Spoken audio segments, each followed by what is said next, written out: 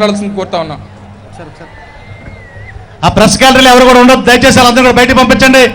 బాబు press gallery clear చేయండి please. దయచేసి police వారు మనకు వాలంటీర్స్ కూడా కలిసి ఏ ఒక్కరిని కూడా అనుమతించొద్దు. ప్రెస్ గ్యాలరీ అందరూ కూడా బయటకు పంపించాలి. దయచేసి సహకరించాలి.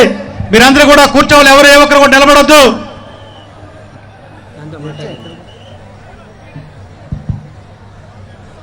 జై జగన్.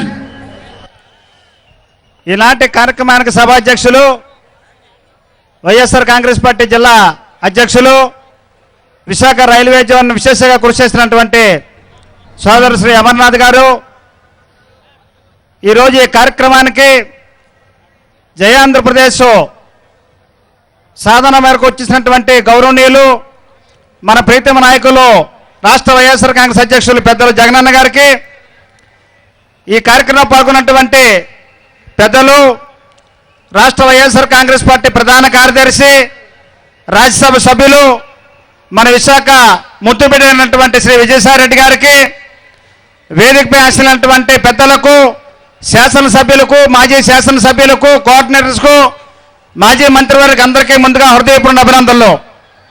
ఈరోజు విశాఖపట్నంలో ఈ రాష్ట్రం అంతా ఎదురు చూస్తుంది. ఇవాళ ఈ రాష్ట్రంలో ఉన్నటువంటి రాష్ట్ర విభజన తర్వాత ఈ రాష్ట్రం ఏ విధంగా అయితే దెబ్బతిన్నదో మనందరికీ తెలిసినటువంటి విషయం. వల్ల ప్రతి ఒక్కరు హృదయంలో ఉన్నటువంటి వ్యక్తి వల్ల ఇవాళ ఈ రాష్ట్రం విడిపోయినందుకైనటువంటి కారణం మనందరికీ తెలిసిన విషయమే.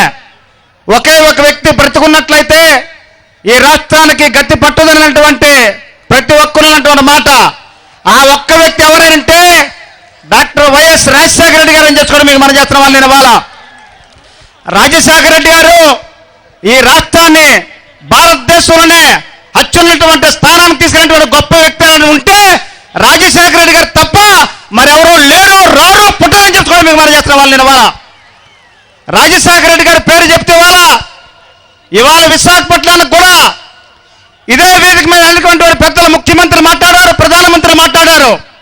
విశాఖపట్నం గురించి మాట్లాడినటువంటి ఒక వ్యక్తి ఎవరైనా ఉంటే డాక్టర్ వైఎస్ రాజశేఖర రెడ్డి గారు తప్ప మరి ఎవరో లేరని చెప్పుకొని మీకు మనం చేస్తున్న వాళ్ళు. ఇవాళ విశాఖపట్నానికి అంతర్జాతీయ స్థాయి తీసుకురావడంలో కానీ కీలకమైనటువంటి పాత్ర పోషించడంలో కానీ ఇవాళ రాజశేఖర రెడ్డి గారు కృషి ఉందని చెప్పుకోవడం మనం చేస్తున్న వాళ్ళు. ఇవాళ ఈ విశాఖపట్నానికి ఇవాళ గ్రేటర్ విశాఖపట్నానికి నామకరణం చేసినటువంటి గొప్ప వ్యక్తి ఇవాళ ఆ మహా వ్యక్తి యొక్క కుమారుడు జగన్మోహన్ రెడ్డి గారు మళ్ళీ రాజశేఖర రెడ్డి గారు పాలన రావాలి, జగన్మోహన్ రెడ్డి గారు ఇవాళ ఈ రాష్ట్రాన్ని బ్రహ్మాండంగా అభివృద్ధి చేయాలంటే ఆకాంక్షిస్తున్న అనేకమైనటువంటి కృషి జరుగుతుందని చెప్పి కూడా నేను సందర్భం మనవేస్తున్న వాళ్ళ ఈరోజు అనేకమైన కార్యక్రమాలు జరిగాయి.